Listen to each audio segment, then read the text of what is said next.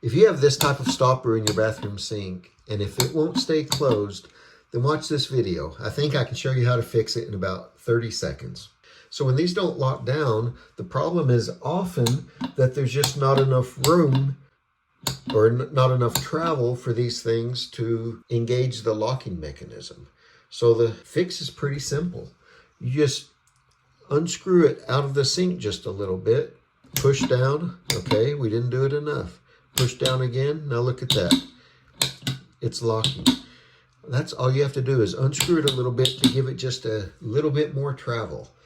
And that's normally all it takes. Now, if you do that and you keep doing it and it won't engage, then take the thing out. Maybe it's dirty, maybe there's a lot of buildup on it.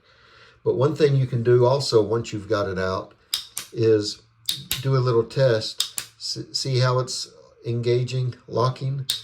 Well, if you do this and it does not lock down in the closed position, then it could have a lot of buildup on the locking mechanism, and that could be preventing it from staying in the closed position, or it could simply be damaged and you may need a new one. But the first thing to do is clean this up and then do the test again and see if it engages the locking mechanism. If it does, then great, you're finished. Put it into place.